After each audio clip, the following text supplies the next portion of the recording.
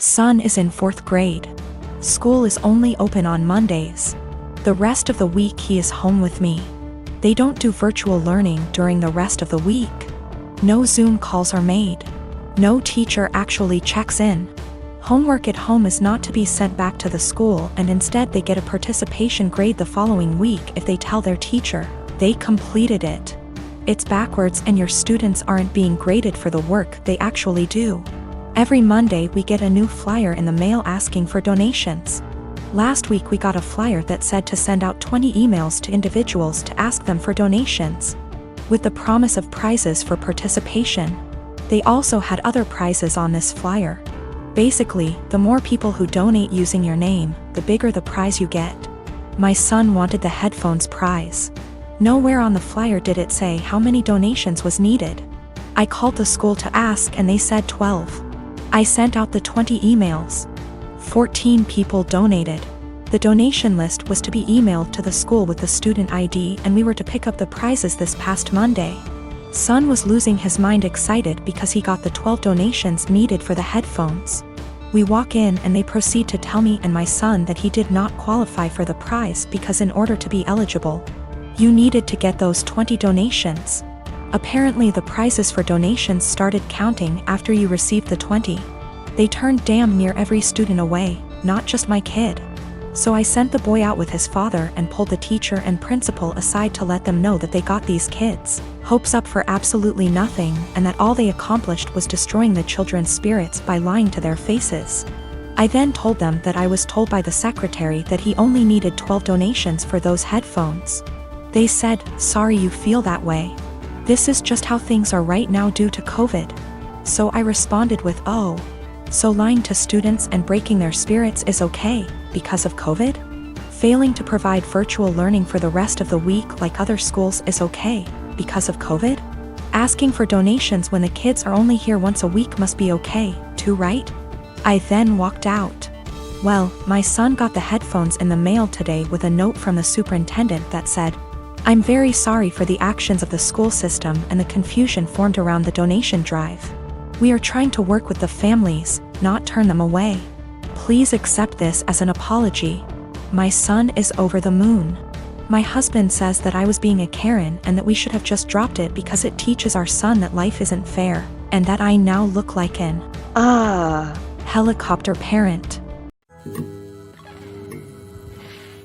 My ex Rose and I have a son, Jason. He is 15 years old. We broke up when Jason was 5. Rose has Jason on weekends. Rose married her now husband when Jason was 10. Her husband has 2 children, they are 17 and 16 and live full-time with them. Jason has a few chores when he's with them and easily takes care of them, while his step-siblings don't do theirs and Rose take care of them.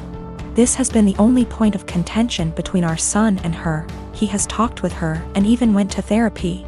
It was when Jason was 12 when we switched days. We stayed like that for a year and a half, but since things never really got better, we went back to our initial agreement. The situation is still the same, and a year ago Jason came to me complaining about it.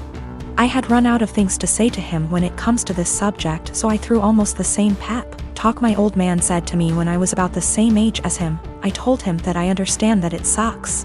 While they can't do anything, you can do everything. You can cook, clean, do well in school, drive, handle your own money, and you even know how to handle the bills, and I'm not counting the things you've learned from your grandparents and your uncle. I can send you to live alone right now like my old man did with me, an inside joke. And I wouldn't worry because even if you don't know how to do them, you take the time to learn. You are already ahead of many kids your age, even ahead of some adults. Do your part, and as long as she doesn't make you do their chores, let your mother take care of it. Just focus on spending time with her the way you've been doing so far. The world is going to hit your step-siblings hard one day. Jason took it well, and things have been going well until yesterday. He went out with his mother, and when they returned, they found their house a complete mess. I don't know what they did, but it was bad enough that Rose snapped and finally forced them to clean the house. The kids tried to get Jason to help them because they were struggling, but he refused, claiming it wasn't his mess. They kept nagging him, and Jason told them that I was right. They are really useless. His mother asked him if I really said that. He said I didn't, but it can be summed like that. He called me at night telling me that he probably got me in trouble and explained the situation. Rose with her husband came today about what I said. I told them that I never called them useless and explained what I said. But useless never leave their minds and told me I'm an asshole and to stay out of their business. Rose and her husband comments were more about her kids, who I don't care, but when it comes to my son, of course I will. Jason wasn't standing there looking smug and calling them useless, he was in his room minding his business. The constant nagging and his mother's inability to stop them make him snap, that's when he called them useless. He knows he should ignore them or be more tactful, but I get it, his patience has limits just like everyone else. He apologized to his step-siblings before he came back to my house yesterday. He also apologized to me for kinda throwing me under the bus, but I told him it was unnecessary, everything cool between us.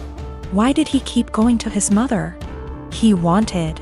Last year he was on the fence about going back, but after our talk, he finally accepted that his mother wasn't going to change and he decided to work around that because he still wanted a relationship with her. Their relationship actually got better, but after what happened, their relationship is going to change. We have to wait if it is for better or for worse. Him and I talked and he's still thinking about what to do, but he says that he'll probably do what he had planned last year. He will spend time with her but will not go to her house anymore. He's taking a few days to let things settle down and then he'll let his mother know. She is not going to like it, but alas, she's not in a position to demand or ask. I don't want to go into tons of details. You need to know that for the last 7 years I have not been at home. And during this time my 2 brothers and sisters were still living there. While I was at home, our stepfather abused us mentally and physically. We lived in crappy houses that were covered in real garbage, including animal feces, absolutely everywhere. I haven't heard from my little sister since May. I'm pretty sure she was told to cut contact with all of us, we are her older siblings. My second sister, after my younger sister, is overweight and has spinal problems and has to diet and see a specialist she is not taken to. I told the social worker that I wanted to check on them because they were in a sorry state and because I'm not sure if there is still any physical or psychological abuse going on in the house. This genuinely worries me. I told them what happened to us, hitting walls, throwing things at us, swearing, belittling our character, etc. And told them repeatedly that I really just want to know what my younger brothers and sisters are not the same living conditions as they were. My husband supported me during the call and agreed that it was the right thing to do. All my siblings discussed this beforehand, except for my older sister, who moved out before things got bad, and the 2 who live in the house. We all agreed that this would at least let them know they were being watched and we weren't just disappointed in them, and maybe my mother and SD would keep the house clean nose, etc. CPS contacted my mother very quickly. Much faster than I expected. I mean within 3 hours. After that, my older sister, who lives far away and hasn't contacted me for months, calls and she gets mad at me because she knows I called. I didn't deny anything and just said, if they have nothing to hide, then they have nothing to worry about. It will all be over pretty quickly, to which she replied, what if it doesn't? If they are taken away? I said, I hope it doesn't come to that, and if it does, it's not on me. I didn't harm them. I didn't leave animal excrement around the house. I asked, would you let your children live the way we lived? She didn't answer.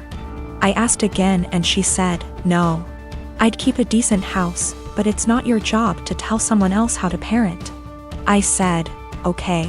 So, if that's all, why did you call? I think we're done. She told me that we all need to get over what happened to us and move on. She left long before the violence started and she wasn't around, regardless of my personal experience. I can't help but feel like I did something wrong. I have limited contact with my mother because of her husband, and she denies that any of us have ever been abused. My sister asked, why don't you just come in and see the conditions? I told her, I can't be around my stepfather. I refuse to expose myself to this negativity again. Even though my husband and siblings agreed that it was the right thing to do, I still can't help feeling wrong because of it. Like it wasn't my place. But if it wasn't my place, then whose was it? I really would like a third-party opinion on what I did. Am I wrong in reporting my family? Honestly, should I have just kept my mouth shut? I don't mind if I don't have any contact with my mom or older sister. They don't even know that I'm almost 4 months pregnant because we don't talk very much. So the possibility that I'll never have a real relationship doesn't bother me. What worries me is that I don't know if I was right. I called my mother's CPS based on previous experiences of psychological and physical abuse by our stepfather. I have not heard anything from my younger brothers and sisters for a long time, because communication was interrupted. We lived in appalling conditions. There were animal feces, rubbish and mess everywhere. We were beaten, things were thrown at us, etc. I told the police that I was not sure if something was going on for sure because, again, no contact. But I wanted them to check on my siblings. Was I completely out of sorts? My newborn's pediatrician is always so crowded in terms of size of waiting room versus number of people waiting. It requires a certain amount of etiquette controlling your kid, because there are no toys, no play area, no real space for shenanigans. Enter lady with 4 kids, a newborn, 2 toddlers, and a kindergarten-aged kid, little girl in question here. She really should have brought an iPad or a second adult or something because her kids were literally running around this space, yelling and screeching.